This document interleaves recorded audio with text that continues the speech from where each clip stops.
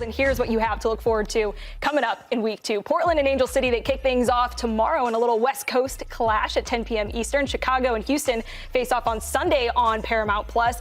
And all 4 of last year's semifinalists face off in week 2, with the Washington Spirit hosting the KC Current and Gotham hosting the defending champs Orlando. So let's start with that Gotham-Orlando game. The last 2 champs, McCall, in the NWSL, and Orlando put up 6 on Chicago in week 1. So how on earth does this Gotham team slow down the Pride?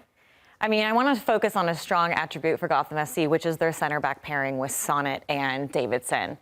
Having that relationship with your other center half will be a massive component for them.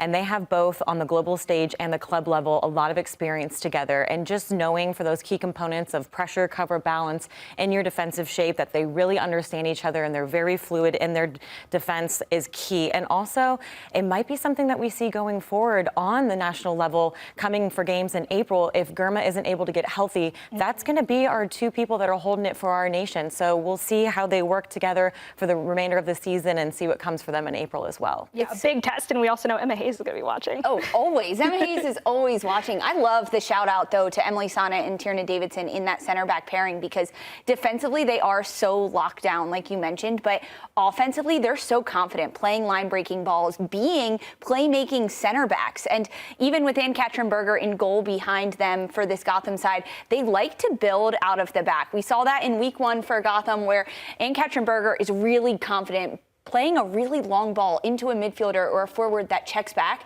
There were some cobwebs that she needed to shake off, and now going against an Orlando side that has freaking fireworks up top, it's terrifying to think about this Gotham side building out of the back the entire game. I mean, Dee, how are Orlando able to create so much just danger going forward? I right now, like, they are my team to beat, not just because they're the defending champs, but because of what they showed in week 1. 6 goals, y'all. I don't think there's a team that can shut down this Pride attack, and it really starts from their rest defense, how they trigger the press, especially off of goal kicks. It's really fun to watch, especially Angelina and Haley McCutcheon. I think that they're the driving force for this team, how much ground they cover, how aggressive they are. Of course, Orlando has this 9-10 press, which, yes, Gotham, super talented backline.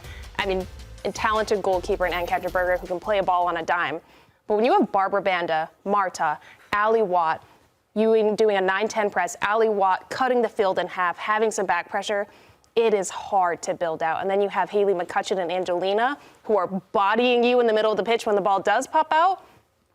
I don't know. It's going to be really tricky for Gotham to shut all of that down, try to break that press, and then also be clean in the attack against a really strong Pride defense. What are you expecting from Gotham's attack? Because it is going to be such an emphasis for them on defense, Lise. There's a lot of different pieces that Juan Carlos Amorós is working with for Gotham. I was very impressed with the rookie, Sarah Shapansky. She came out of Pittsburgh.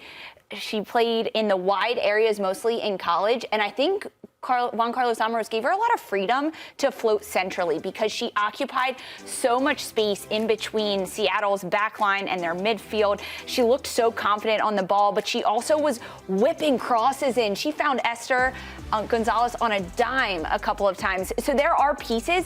It's also finding the rhythm for them, right? It's only game 2, and when you have a rookie and a couple new players that are trying to fit in there, Gabby Portillo as well, they're just looking to find their fitting. It's going to take some time for them to hit stride. I am going to say Barbara Banda has had a goal or assist against 13 teams in the NWSL besides Gotham.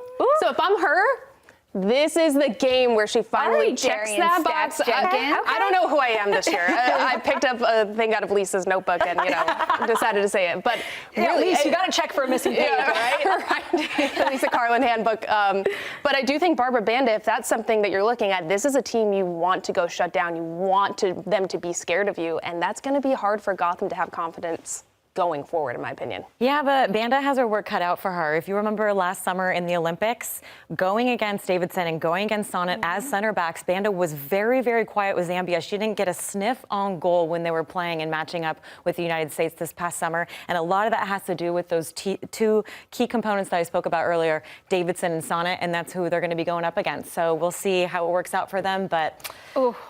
Matchup to watch for sure. And another game to watch is the one between the runners-up from last year, the Washington Spirit, taking on the Kansas City Current. I mean, 2 teams with high expectations this year, McCall. Who's got the edge in this one? For me, it's Kansas all the way. I mean, watching them last week, scoring 3 goals in 3 different ways. One from out wide across into the box with chaos, another banger from distance, another one over the top to their prolific goal scorer Chewinga, as we expected. But also, last season, they had 18 different goal scorers. Sheesh. That is incredible and the most in the NWSL.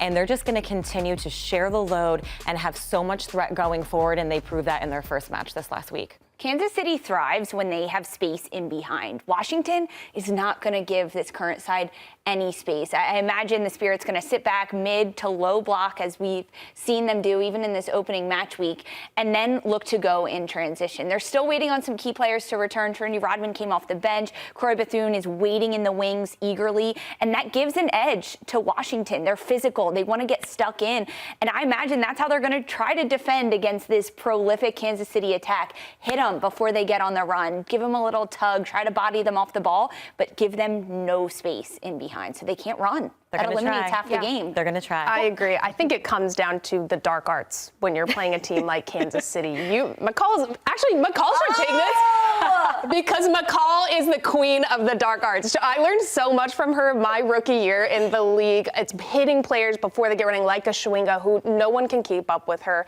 It's clogging the midfield. It's swarming the ball. It's getting everybody on 10 to go at this team, and that's how you shut down Kansas City. And I agree.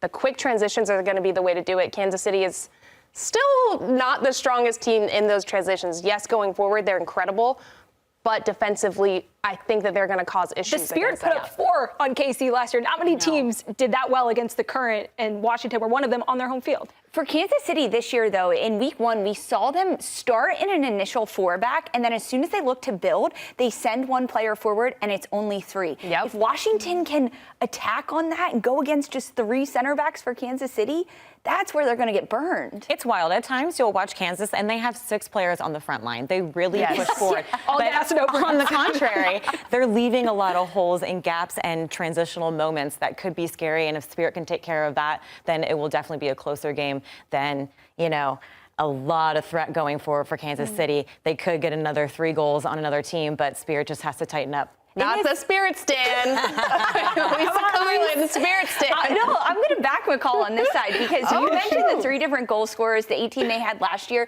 We had Elizabeth Ball, the outside back, rip a bullet of a shot in their opening match. It's everyone getting forward. That is space that Washington wants to eat up, especially when the outside backs get forward in those wide areas, in the flanks, the pockets in behind. There's going to be long balls to there with interchanging runs from Hatch up top and different movements of Santos coming out of the midfield, Narumi as well.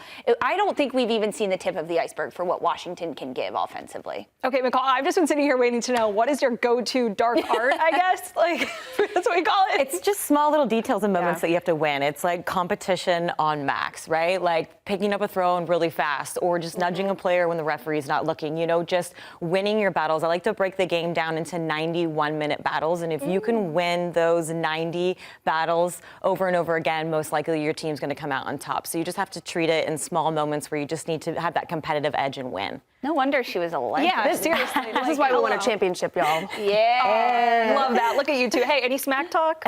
Come on, be honest with us. I got too much love for you. Yeah, no, not at all. I'm not one bad thing went through my never head. between you two. Other players. Yeah.